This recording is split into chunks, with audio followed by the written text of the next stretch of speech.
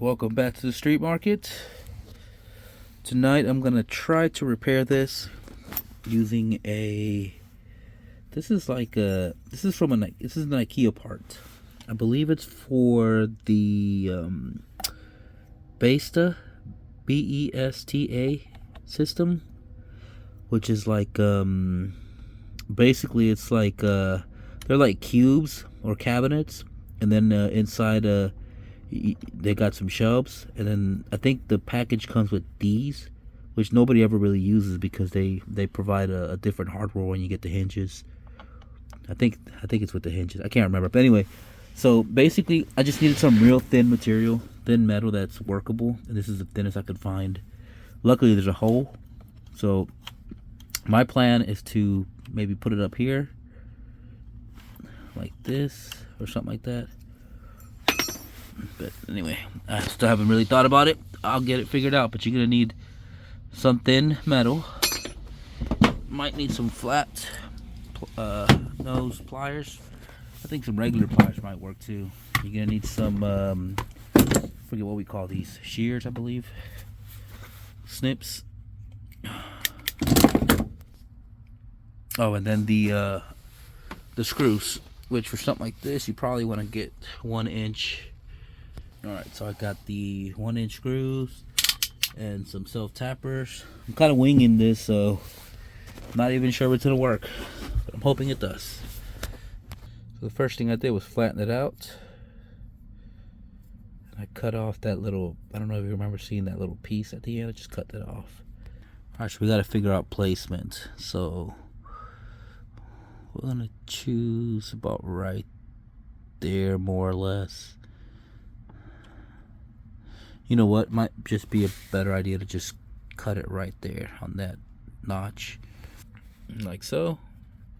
Now we're gonna shape it so it looks like it lines up to that little body line that you see right there. So to make things easier, I just did a 90-degree angle, more or less.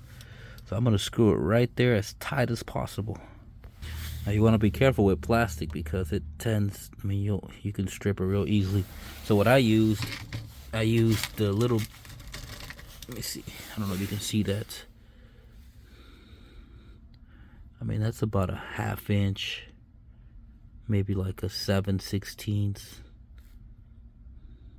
I mean, essentially it's like a 1/2 inch drywall screw.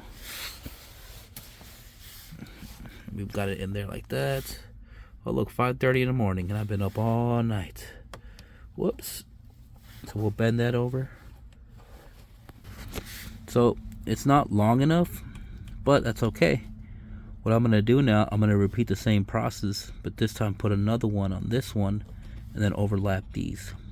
And then that should be a temporary solution. So same thing, let's figure out our placement.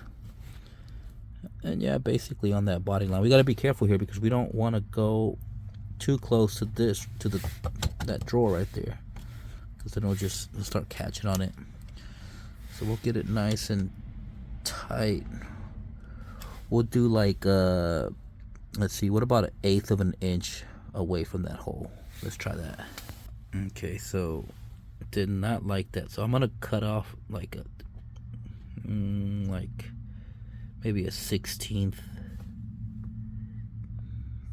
maybe even an 1/8.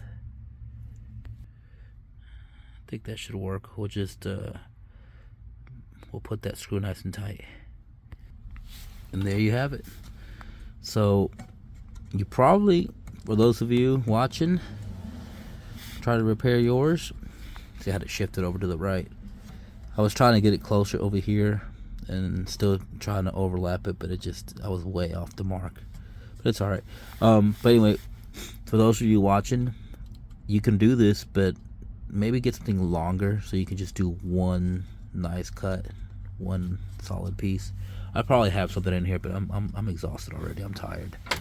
But let's see how it works.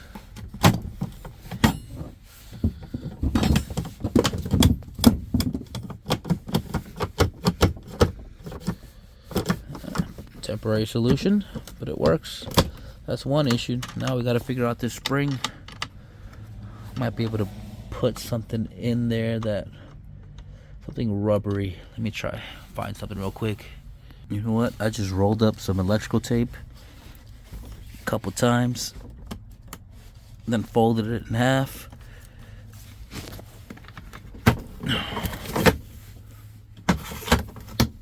Oh, there we go. That's the solution right there.